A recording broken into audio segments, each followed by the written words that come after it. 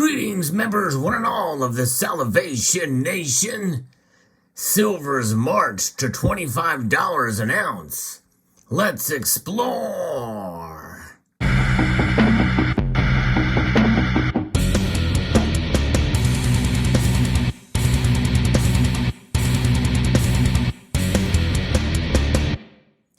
$25 is a nice psychological number. It's halfway to $50, which is halfway towards its all-time nominal high. It is going to take a little while for us to get there. Silver's volatility is as such that it moves in both directions. There's a push and pull with silver prices. It's going to take us a while to reach those all-time highs.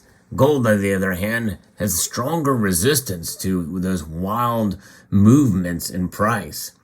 But I believe if we are steady and hold the course, we will see silver perform, maybe not necessarily breaking any records anytime soon, but nonetheless, I believe we're going to see the prices break out and continue to rise. It is interesting to see the developments that are occurring geopolitically that do have a move and have an effect, a great effect on gold and silver prices. And silver right now is being dramatically affected in the upwards direction. Now, how will that work out if things were to all of a sudden subside or normalize? Or, even more importantly, that the markets become used to the new normal of what is going on over in Ukraine. And there's other factors as well that must come into play. Inflation is going to rear its ugly head and continue to be the bane of our existence in terms of what our dollars can get in the coming days and months. Because these Federal Reserve notes, they certainly are losing value. And they will continue to lose value even if inflation normalizes completely. Because by its very design, the Federal Reserve note is a losing proposition. In other words, every year it loses a certain value, a certain amount of value. And that target is around 2%. And I remember just before inflation started to get a little bit out of hand, the Federal Reserve was more than happy with 2.5%. But even if it gets back to 2%, tomorrow even, well, we already have 7.5% inflation year over year. That never will go away unless you have deflation, which is highly unlikely in this scenario. The Federal Reserve will be meeting in just over 2 weeks from now. And what will they be telling us? What will they signal as a lesson or as a tool to fight this inflation?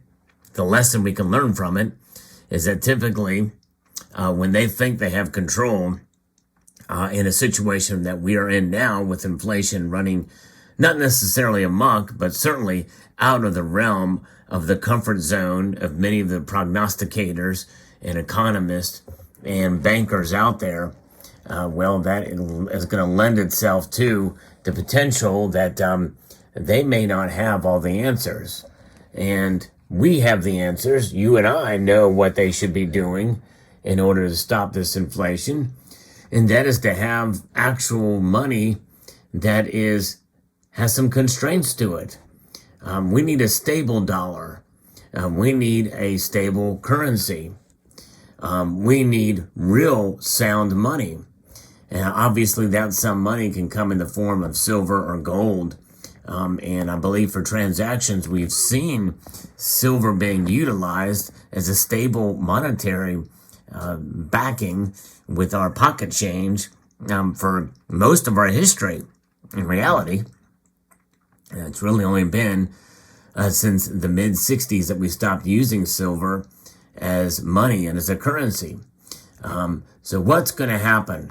What will the Fed do? Where will silver go this year? Some of you may remember I did a prediction of the price of silver back a couple of weeks ago of where I think it's going to go. It's a long way off to $29 an ounce. It's a long ways off to $27 an ounce as far as I'm concerned, because we have been in the midst of kind of a strange situation where gold is going up because of geopolitical concerns. Silver is starting to catch up just now, and I believe we very well could see it surpass $25 very soon, and considering recent events.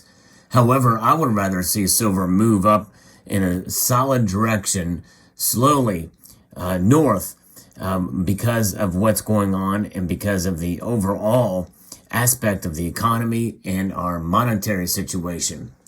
And with the monetary policy that the Federal Reserve is engaged in, with quantitative easing and the like, and now they're going to be tapering to some degree, but make no mistake, they are still pumping out a lot of cash.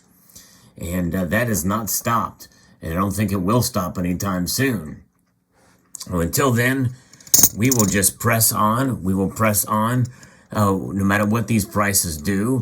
And I believe it's a time for us to take a step back, look at our finances, make purchases based off of sound financial decisions. In other words, as the price goes up, what will the premiums do? You look for the best deal that you can find out there and grab what you can. Obviously, right now, Silver Eagles, which is what you see before you here, is probably not the wisest choice, considering the great premiums that are on them. And even what you can get them back for, and you sell them at the local coin shop, more than likely you are going to lose out a bit if you have to sell at the moment. So unless you plan on holding long enough to be able to negate any losses from premiums paid on the Silver Eagles, your better bet is probably get recognizable silver bullion from other nations, such as Royal Canadian Maple Leafs, or Britannia's from the United Kingdom, or Australia's Kangaroo, probably one of the cheapest silver options out there in bullion form. But we are starting to see this march to $25 an ounce, and I think that, given where we are at, given the volatility of where we're at with the markets, it very well could be that by the time you see this video, we could see it moving in the exact opposite direction, knowing how unpredictable prices go for gold and silver, but especially silver. So keep that in mind as you watch this video. But regardless, I kind of doubt it. I think it's going to probably continue to creep up here.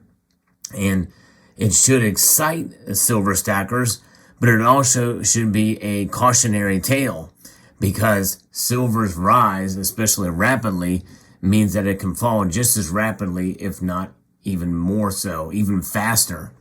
So keep that into account too. Silver fluctuates, and if you can find good deals out there to procure it, hey, all more power to you. But nonetheless, as far as I'm concerned, I'm kind of holding off a little bit for now. I had kind of hoped to make a purchase of some silver relatively soon, but with the prices going up, I'm kind of thinking, there may be a time for another dip or two. What that dip will look like and how the premiums will react to that dip is another story, and we'll certainly find out. But I'm curious what you guys think. Again, by the time you watch this video, we may very well be over $25 an ounce, or it could have fallen back a bit. No matter what the price is, do you think we are going to see higher lows now? In other words, more solid resistance, and let's say $24 or $23.50. I know some of the analysis I've looked at said that $22.50 was a solid resistance. But if we start to march past $25, especially given what's going on, it may not be long before we see it climb up to 26. But nonetheless, again, a long way to go to the top, to where it was before. But it is exciting to kind of watch these markets, and we'll continue to pay attention to them. And I hope you will as well. And let me know your thoughts on where you think silver is going to go in the coming weeks here, especially as tensions continue to rise, and as we hear more news out of Ukraine. So there you go. Let me know. I'd like to extend a multitude of gratitude to you all for taking the time to watch, and to encourage you to please rate, share, comment, and subscribe.